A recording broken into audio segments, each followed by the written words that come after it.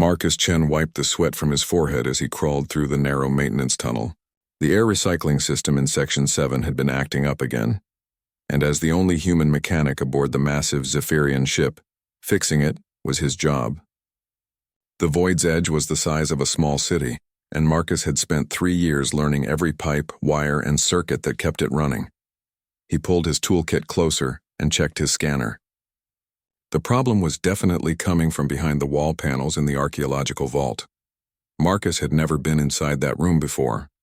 It was restricted to Emperor Vexthul and his closest advisors. But the broken air filter didn't care about security clearances. Marcus found the access panel and carefully removed the screws. The metal was different here, older somehow. The whole ship was built from salvaged parts of dead civilizations, but this section felt different. It made his skin tingle in a strange way. The panel opened into a vast chamber filled with soft blue light. Marcus had expected a storage room, but this looked more like a museum. Glass cases lined the walls, each containing objects that seemed to whisper with hidden power. Some glowed faintly, others seemed to bend the light around them in impossible ways. In the center of the room stood a massive pillar of black stone, covered in symbols that hurt to look at directly. Around it, smaller displays held fragments of technology that made Marcus's engineering mind race with questions. How did they work? What were they for? Why did they all seem to be watching him? Marcus shook his head and focused on his job. The air filter was mounted on the far wall, near a display case that held what looked like a simple metal panel. As he walked closer, his scanner started beeping faster. The temperature readings were all wrong. The panel was generating heat, but there was no power source he could detect. He set down his tools and looked at the panel more carefully. It was about the size of his hand, made from a metal that seemed to shift color in the light. Strange patterns were etched into its surface, forming geometric shapes that seemed familiar but wrong at the same time. They looked almost like circuit diagrams, but following a logic that no human or Zephyrian engineer would use. Marcus reached for his scanner to get a better reading, but stopped when he noticed something incredible. The patterns on the panel were changing. Slowly, subtly, but definitely moving. Lines were connecting in new ways, forming pathways that led to a central point where all the patterns met. His engineering instincts kicked in. This wasn't just decoration. This was an interface, a control panel of some kind, but for what? The panel grew warmer as he leaned closer. The patterns moved faster now, almost as if they were responding to his presence. Marcus could feel something in the back of his mind, like a voice calling from very far away. It wasn't words, but somehow he understood what it wanted. It wanted to be touched, to be activated. Fascinating, isn't it? Marcus spun around, his heart racing. Emperor Vexthul stood in the doorway, his 4 eyes fixed on Marcus with an expression of barely controlled fear. The Emperor was tall even for a Zephyrian, his purple skin marked with the ritual scars of his rank. He moved with the careful grace of someone who had never known physical labor, but there was something desperate in his posture now. "Your Imperial Majesty," Marcus said, dropping to one knee. "I was just fixing the air filter. I didn't mean to—" "Stand up, human," Vexthul said. His voice was tight with worry. "How long have you been looking at that panel?" Marcus stood slowly. "Just a few minutes, sir. I was trying to understand why it's generating heat with no power source." Vexthul's eyes widened, all 4 of them. "You can see the heat signature?" "Yes, sir." "And the patterns are moving." The Emperor took a step back. "Moving? No, that's impossible. The panel has been dormant for over 1,000,000 years. It hasn't shown any activity since we found it in the progenitor ruins." "Progenitors?" Marcus asked. "The first civilization," Vexthul said quietly. "They built technology so advanced that we still don't understand most of it. This panel is one of their artifacts. We've studied it for centuries, but it has never responded to anything we've tried." Marcus looked back at the panel. The patterns were definitely moving faster now, and the warmth was spreading through the air around it. "What do you think it does?" "We don't know," Vexthul said. "But every piece of progenitor technology we've found has been incredibly dangerous. They built things that could reshape matter, bend space, even destroy stars. That's why this vault exists, to keep their artifacts away from anyone who might accidentally activate them." But Marcus wasn't really listening anymore. The voice in his head was getting stronger, more insistent. It wasn't speaking in words, but in concepts and images. He saw vast machines sleeping in the darkness between stars.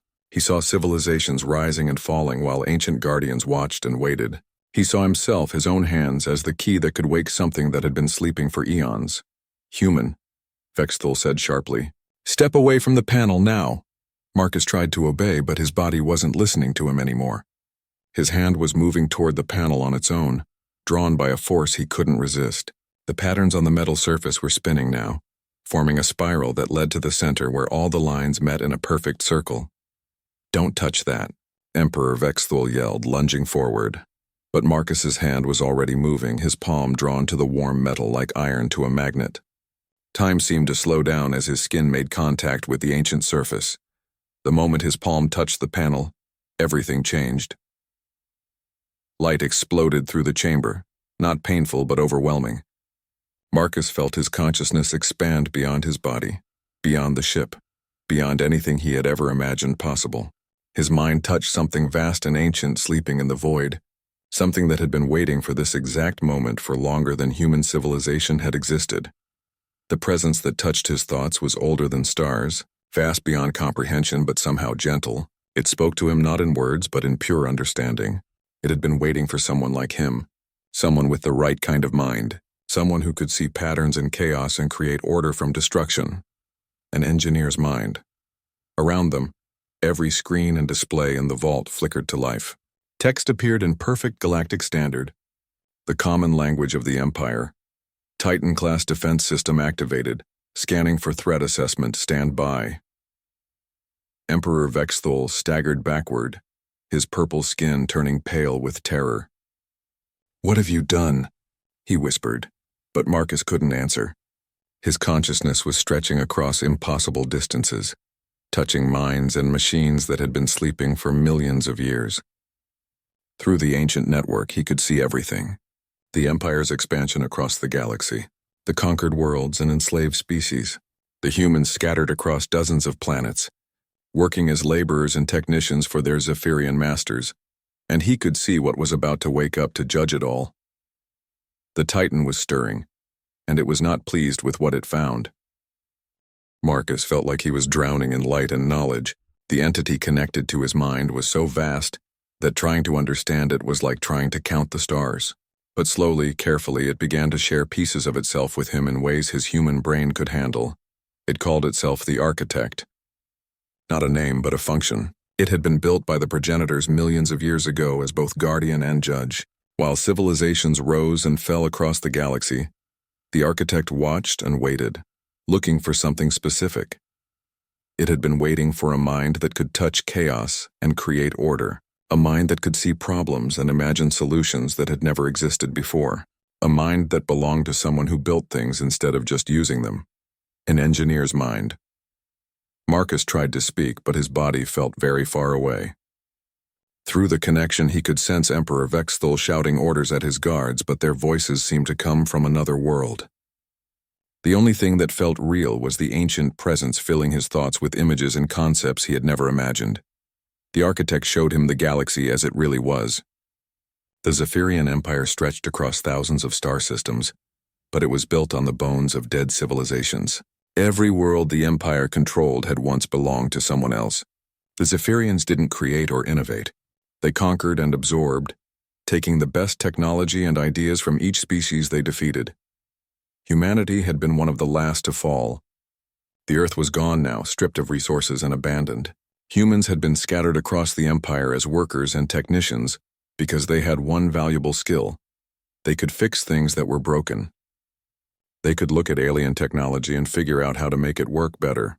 The progenitors had foreseen this pattern. They had seen how advanced civilizations could become stagnant, growing powerful through conquest but losing the ability to truly grow. So they had built the Architect as a test, a way to judge whether a civilization deserved to continue expanding or whether it needed to be stopped. Marcus felt the Architect's attention turned to him more directly. Through the connection, it examined his memories, his knowledge, his way of thinking. It saw his childhood taking apart broken radios and building new ones from spare parts. It saw his years of training as a starship mechanic, learning to solve problems with whatever tools were available. It saw his 3 years aboard the Void's Edge, quietly improving systems that the Zephyrian engineers didn't fully understand. The architect was pleased with what it found. Around the vault, more screens flickered to life.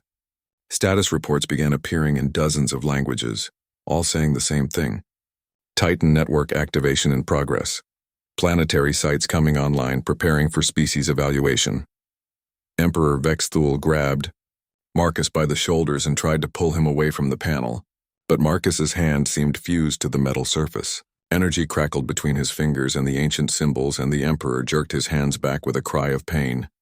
"Break the connection," Vexthul shouted at his guards. "Shut down the power to this section." But there was no power to shut down. The panel was generating its own energy now, drawing power from sources that human and Zephyrian science couldn't detect or measure. The architect had been sleeping for millions of years, but it had never been truly dead. It had been waiting for the right key to wake it up. Through the network, Marcus could feel other systems activating across the galaxy. On Kepler 442b, where humans worked in the mining colonies, massive structures were rising from beneath the planet's surface. On Proxima Centauri C, where Zephyrian factories processed raw materials, geometric patterns were appearing in the sky as ancient satellites came online. On 17 different worlds, the same thing was happening. Progenitor technology was waking up, and it was all connected through the network that Marcus had accidentally activated. The architect shared more knowledge with him. The progenitors hadn't been conquerors like the Zephyrians. They had been builders and teachers helping younger civilizations grow and develop. But they had also been practical. They knew that not every civilization would choose wisdom over power, so they had built the Titan network as a safeguard. If a civilization became too powerful while remaining too primitive in its thinking, the Titans would activate. They would test that civilization to see if it could evolve beyond conquest and domination. If it could, the civilization would be allowed to continue and would receive the benefits of progenitor knowledge. If it couldn't, the Titans would ensure it could never threaten other developing species. Marcus felt a chill that had nothing to do with the ship's air conditioning. The architect was showing him the Empire through progenitor eyes, and what it saw was not promising. The Zephyrians had advanced technology, but they used it only to control others. They had vast knowledge, but they hoarded it instead of sharing it. They had the power to help other species grow, but instead they kept them as servants and slaves. The Empire was exactly the kind of civilization the progenitors had built the Titans to stop. But there was something else in the architect's evaluation, something that gave Marcus hope.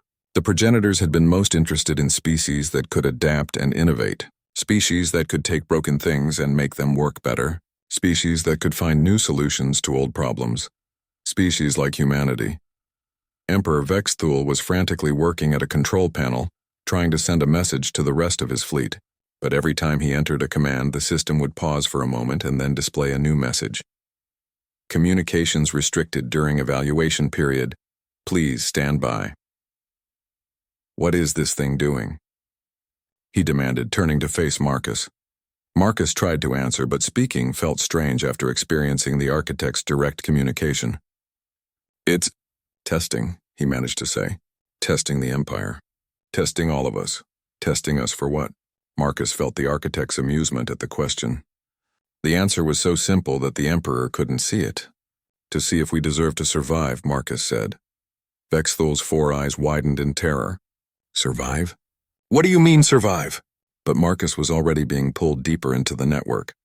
The architect was showing him the full scope of what was about to happen. Across the Empire, every world with progenitor artifacts would become a testing ground. The local populations would face challenges that couldn't be solved through force or rigid thinking. Problems that would require cooperation, creativity, and the kind of flexible problem-solving that humans excelled at. The Zephyrians would have to learn to work with their subject species as equals, or they would fail the test. And failure would mean that the Titans would ensure the Empire never expanded beyond its current borders. Marcus felt the architect's attention focus on him more intensely. It was offering him a choice. He could serve as a translator between the Titan network and biological minds. He could help both species understand what was being asked of them. But accepting would mean permanent changes to his mind and body. He would become something more than human, but also something less, or he could refuse, and the architect would find another way to communicate with the galaxy. a way that might not be as gentle as working through a willing intermediary. Marcus thought about his fellow humans scattered across the Empire, working in mines and factories and shipyards. He thought about all the species that had been conquered and enslaved. He thought about the possibility of a galaxy where different civilizations could work together instead of one dominating all the others. He made his choice. The connection deepened, and Marcus felt his consciousness expand even further. Now he could sense the Titan structures on all 17 worlds simultaneously. He could feel millions of minds across the galaxy as they began to realize that something fundamental was changing. The test was about to begin. The first reports came from Kepler 442b, where the human mining colony of New Pittsburgh sat in the shadow of Mount Titan. The miners had been working the morning shift when the ground began to shake. Not an earthquake, but something more deliberate. Something with purpose. Sarah Rodriguez was operating her deep bore drill when the tremor started. She shut down the machine and called to her crew. "Everyone out of the tunnels. Something's happening." The miners emerged into the pale morning light to see something impossible.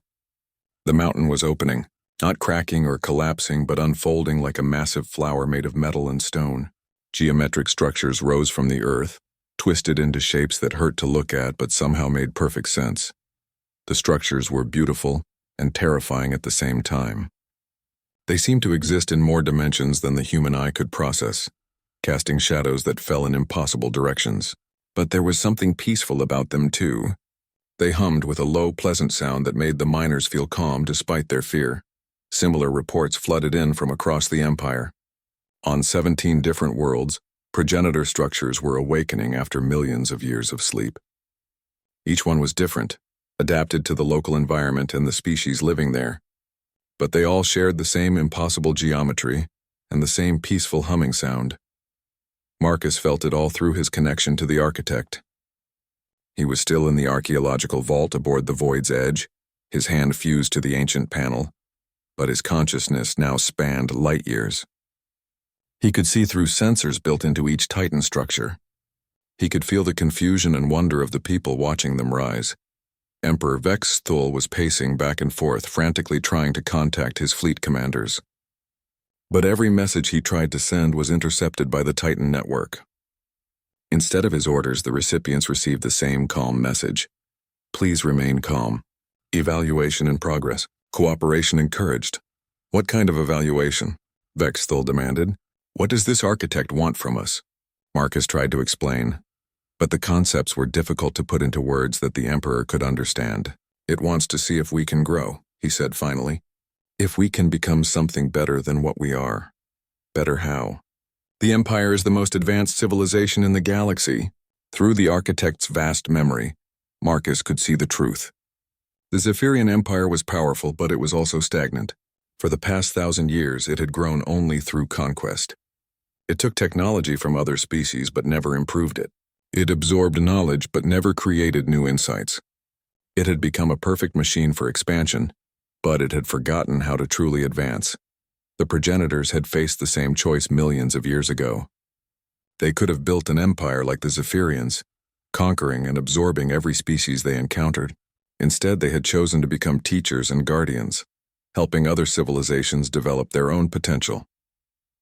The Titans were their final lesson for the galaxy, a test to see if any civilization could learn to make the same choice. On New Pittsburgh, the mining crews were discovering that the Titan structure wasn't just decoration. It was actively scanning their equipment and their mining techniques.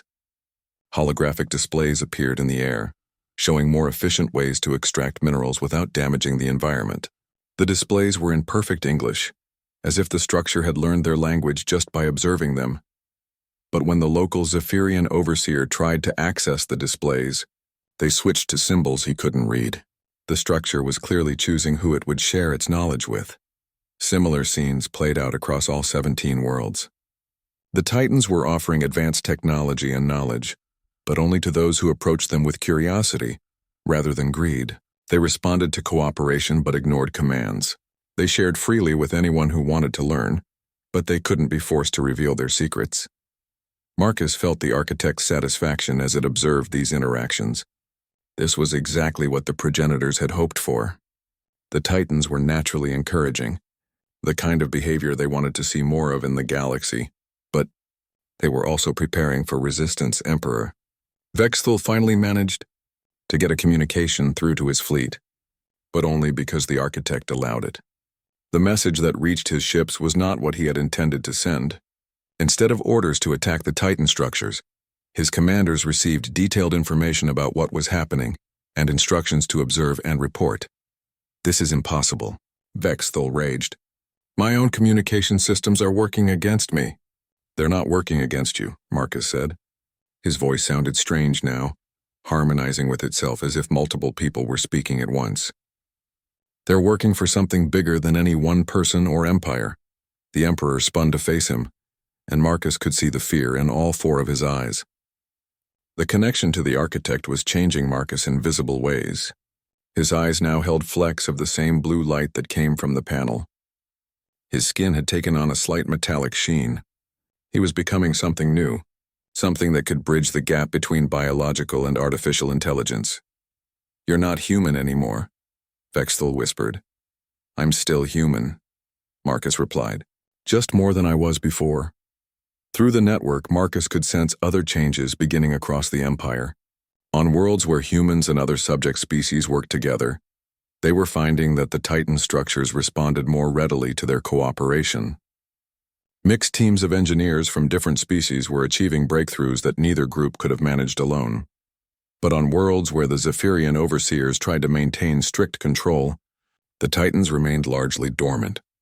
They would answer basic questions and provide simple assistance, but they withheld their most advanced knowledge. The message was clear.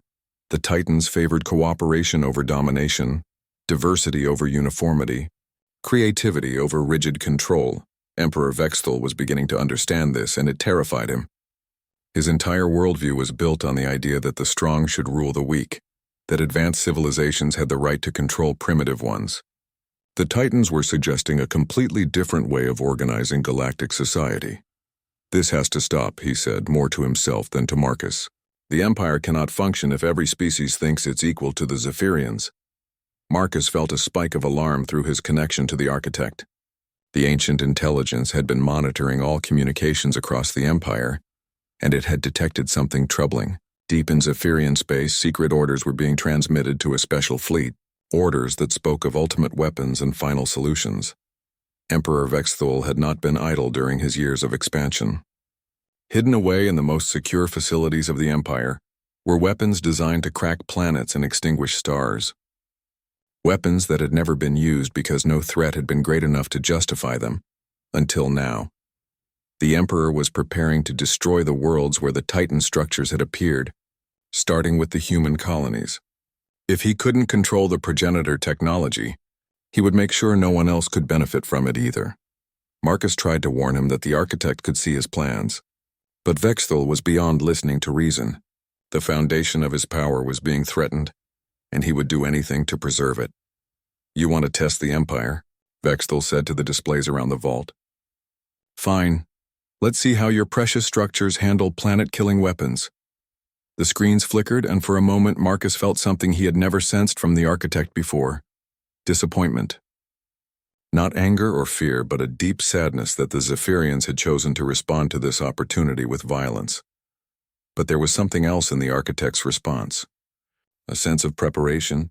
The progenitors had built the Titans to handle exactly this kind of reaction. They had known that some civilizations would try to destroy what they couldn't control.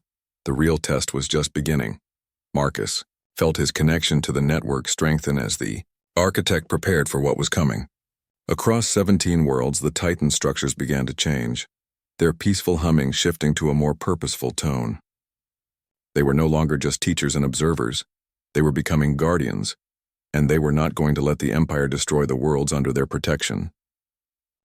The first Imperial fleet to encounter active Titan defenses was Admiral Koreth's 3rd Battle Group, approaching Kepler 442b with orders to destroy the mining colony.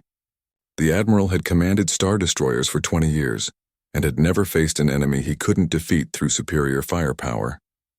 That was about to change. As his ships moved into attack position, something extraordinary happened. The space around the Titan structure began to fold in on itself, creating impossible geometries that made his navigation computers crash. His weapons locked onto the structure, but when the plasma cannons fired, the energy beams simply disappeared into the folded space, emerging harmlessly an empty void thousands of kilometers away. Admiral Korath tried every weapon in his arsenal: particle beams, fusion torpedoes, even experimental gravity bombs. Nothing could touch the Titan structure. It existed in normal space but was somehow protected by dimensions his ships couldn't reach. Worse, the structure was scanning his fleet. Information flowed through his computers faster than his technicians could track, analyzing every system and database on every ship. Then the structure began to communicate with his crew directly, bypassing command channels entirely. Messages appeared on personal terminals throughout the fleet, written in each crew member's native language. Why are you here? What do you hope to accomplish? Is there another way to solve this problem? The questions were simple, but they created chaos throughout the Imperial fleet. Crew members who had never questioned orders began discussing alternatives. Engineers started proposing modifications that could make their weapons non-lethal. Even some officers began suggesting that maybe they should try talking to the structure instead of shooting at it. Admiral Korath tried to maintain discipline, but the Titan's influence was too widespread. His own tactical officer, a young Zephyrian named Veltar, turned to him with confusion in his 4 eyes. "Admiral," Veltar said, "the structure is offering to teach us about dimensional engineering. It says it can show us how to travel between stars without damaging subspace. Why are we trying to destroy it?" Before Korath could answer, alarms began blaring throughout the fleet. The Titan structure was doing something new. It was creating what looked like a small star in the space between the Imperial ships and the planet below. Not a real star, but a controlled fusion reaction that put out exactly the same energy signature as the fleet's weapons. The message was clear. The Titans could create as well as defend. If they wanted to, they could turn that artificial star into a weapon that would vaporize the entire fleet. But they weren't threatening. They were demonstrating that they had options beyond violence. On 17 worlds, similar encounters were playing out. Imperial fleets found themselves facing defenses they couldn't understand or overcome. But more importantly, they found themselves questioning why they were attacking in the first place. Marcus felt it all through his connection to the architect. The ancient intelligence wasn't trying to destroy the Imperial forces. It was trying to make them think. Every demonstration of Titan power came with an invitation to consider alternatives. Every defensive action was paired with offers to share knowledge and technology. The progenitors had understood something that the Empire had forgotten. True strength came not from the ability to destroy, but from the ability to create and protect. But Emperor Vexthal wasn't interested in philosophy. Aboard the Void's Edge, he watched the reports from his fleets with growing fury. His most powerful weapons were useless against the Titan structures, and worse, they were turning his own crews against him. "Activate the Star Killers," he ordered. His communications officer, a nervous young Zephyrian named Hextil, hesitated. "Your Majesty, the Star Killer weapons have never been tested on inhabited systems. The radiation alone could sterilize entire sectors." "That's the point," Vexthal snapped. "If we can't control these worlds, no one can have them." Marcus felt the architect's alarm as the secret Imperial weapons began powering up in hidden bases throughout the Empire. The Star Killers were exactly what their name suggested. Massive devices capable of destabilizing a star's fusion reaction, causing it to go supernova. They had been built as weapons of last resort, to be used only if the Empire faced total extinction. But Vexthal was prepared to use them against his own colonies just to maintain his authority. "You can't do this," Marcus said, his voice echoing with harmonics from the Titan network. "Those worlds have billions of people on them. Humans, Zephyrians, dozens of other species. They chose their side when they started cooperating with these things," Vexthal replied. "The Empire cannot survive if every conquered species thinks it's equal to its masters." Through the network, Marcus could see the Star Killer weapons charging, massive installations buried deep in asteroid fields, powered by the cores of captured black holes. Each one could destroy an entire solar system, and there were enough of them to eliminate every world where the Titans had appeared. But the architect wasn't helpless. As Marcus watched through the network, he saw Titan technology responding to the threat in ways that defied understanding. On worlds throughout the Empire, progenitor artifacts that had been dormant for millennia suddenly came to life. Communication arrays activated, broadcasting a message to every inhabited planet in Imperial space. The message wasn't in words. It was pure knowledge transmitted directly to the minds of anyone capable of receiving it. Every engineer, every scientist, every person who had ever fixed a broken machine or solved a complex problem suddenly understood what was happening. They learned about the progenitors and their vision of a cooperative galaxy. They learned about the Titans and the tests they represented. Most importantly, they learned about the Starkiller weapons and what Emperor Vexthul planned to do with them. The reaction was immediate and galaxy-wide. On hundreds of worlds, Imperial citizens began to protest. But these weren't random riots. These were coordinated efforts by people who now understood that their civilization was at a crossroads. Engineers began sabotaging the Starkiller installations, not to destroy them, but to modify them. Scientists started broadcasting the locations of the secret weapons to anyone who would listen. Even Imperial military officers began refusing orders that would lead to genocide. Marcus felt a surge of pride as he watched humanity lead many of these efforts. Humans had always been good at looking at complex systems and finding creative ways to make them work differently. Now they were applying that skill to the Empire itself, finding ways to change it from within. On Proxima Centauri C, a human maintenance chief named Robert Kim led a team of mixed-species engineers in taking control of a major Imperial communications hub. Instead of using it to coordinate military strikes, they began broadcasting tutorials on progenitor technology to anyone willing to learn. On Wolf 359, a Zephyrian scientist named Dr. Kelnara worked with human researchers to decode Titan mathematical principles. They discovered formulas that could revolutionize everything from faster-than-light travel to medical technology. Across the Empire, the rigid hierarchies that had kept different species separated were breaking down, not through violence but through voluntary cooperation. People were discovering that they could accomplish far more working together than they ever could, under the old system of dominance and submission. But Emperor Vexthul saw only chaos and rebellion. He accelerated the Starkiller deployment, ordering his most loyal commanders to fire on the first available target. The first Starkiller weapon activated near Kepler 442b, the human mining colony where the first Titan structure had appeared. The massive device emerged from its hiding place in the outer system, its weapon core glowing with the power to murder a star. Marcus felt the architect's response through every fiber of his being. The ancient intelligence had hoped it wouldn't come to this, but it had been prepared for this possibility since the moment it was built. The Titans weren't just teachers and guardians. When necessary, they could be something much more. As the Starkiller weapon charged its final firing sequence, every Titan structure in the galaxy began to resonate with the same frequency. They were connecting across impossible distances, combining their power into something that dwarfed even the Empire's ultimate weapons. The real test was about to begin.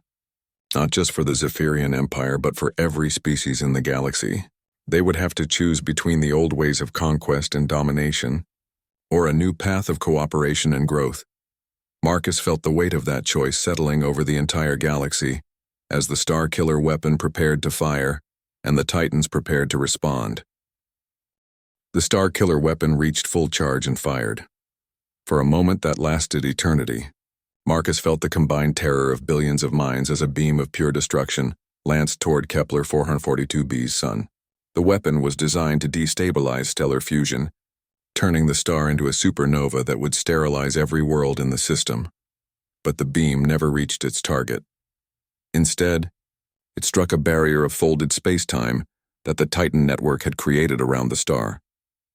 The weapon's energy, enough to destroy a solar system, was absorbed harmlessly and redirected into dimensions that existed outside normal reality. Then the Titans responded, not with violence, but with revelation. Every screen, every communication device, every computer terminal in the galaxy suddenly displayed the same image. Emperor Vexthul standing in his command center, his finger on the control that had fired the Starkiller weapon. Below the image, text appeared in hundreds of languages. This is your leader's solution to difference of opinion. Is this the future you choose? The reaction was instantaneous. Across the Empire, populations that had lived under Zephyrian rule for generations suddenly understood the true nature of their government.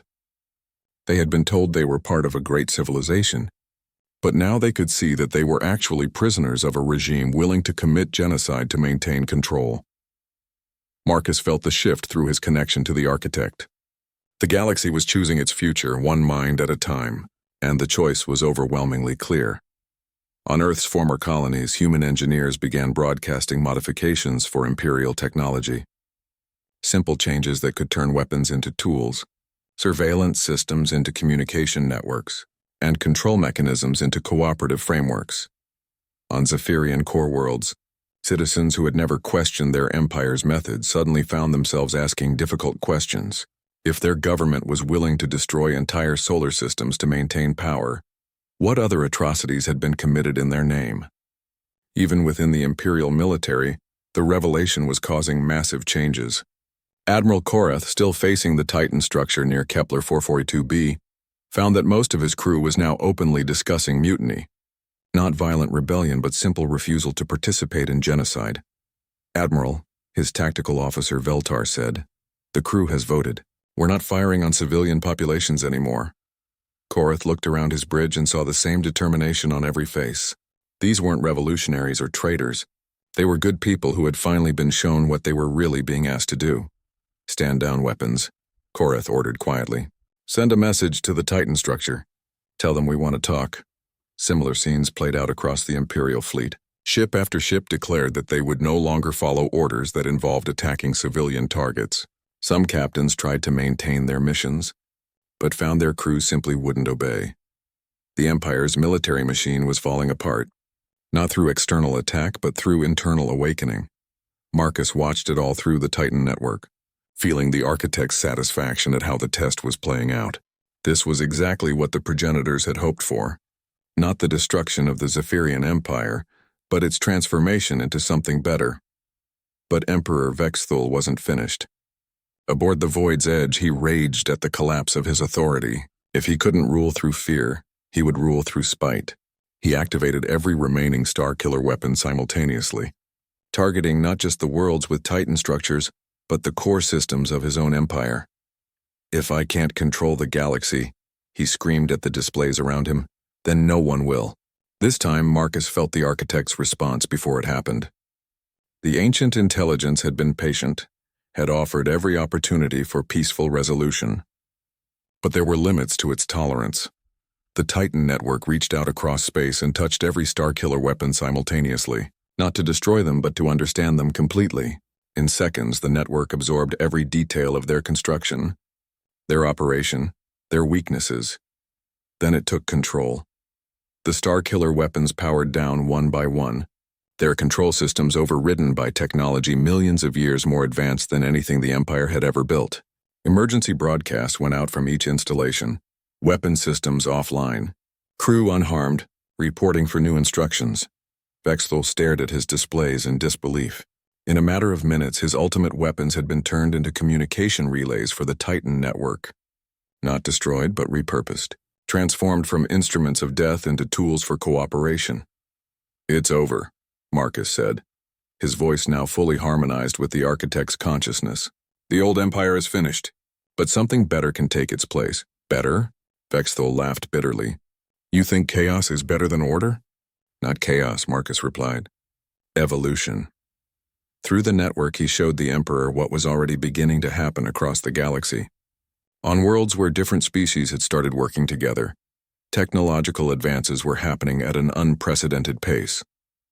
Problems that had seemed impossible under the old system were being solved through cooperative effort, medical research that combined Zephyrian theoretical knowledge with human practical skills was producing treatments for diseases that had plagued the galaxy for centuries.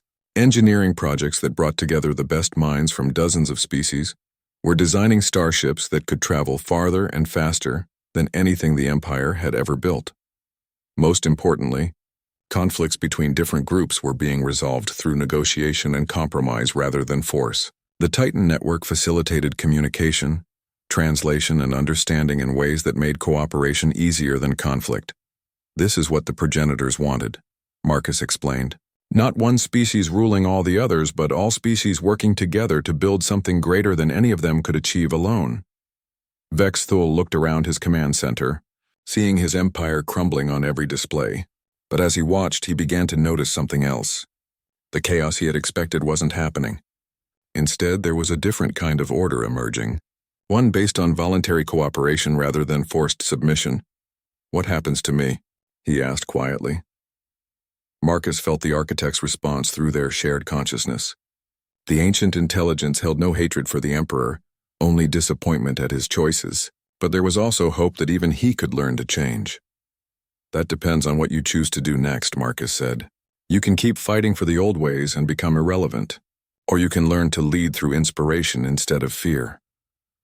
For the first time in his reign, Emperor Vexthul faced a problem that couldn't be solved with threats or violence. He had built his entire identity around being the supreme ruler of a galactic empire. Now that empire was transforming into something he didn't understand.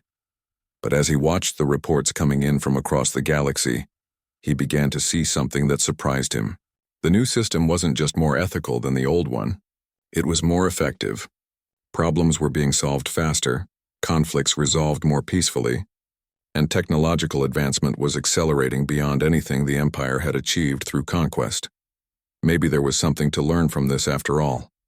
6 months later, Marcus stood in what had once been the archaeological vault of the Void's Edge.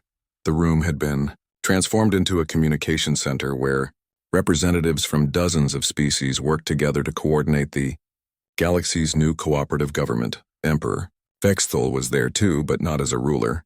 He was learning to work with his hands, helping Marcus maintain the communication equipment that connected the far reaches of the galaxy. It was humbling work for someone who had once commanded star destroyers, but he was finding it surprisingly satisfying. "I still don't understand how this is better," Vexthul said as he carefully cleaned a circuit board. "The old system was more efficient." "Efficient at what?" Marcus asked. "Controlling people? Suppressing innovation? The new system is efficient at actually solving problems." Vexthul considered this as he worked. Over the past months, he had seen things that would have been impossible under his old empire. Diseases cured through cross-species medical cooperation, worlds restored through shared environmental technology, conflicts resolved through communication rather than conquest. "The progenitors really built all this just to teach us cooperation?" he asked. Marcus smiled, his eyes still glowing with the faint blue light of his connection to the Titan network. "They built it to give us a choice. We could have chosen destruction. Instead, we chose to grow." Outside the windows of the transformed vault, the galaxy was indeed growing. New trade routes connected worlds that had never spoken before. Joint research projects pushed the boundaries of science in ways that no single species could have managed alone. Art, music, and literature flowed freely between cultures, creating new forms of beauty that none of them had imagined. It wasn't perfect. There were still conflicts, still problems to solve. But now the galaxy had tools for addressing those challenges through cooperation rather than conquest. And at the heart of it all, the Titan network continued its patient work, watching, teaching, and connecting minds across the vastness of space. The progenitor's final gift to the galaxy. The knowledge that strength came not from ruling others,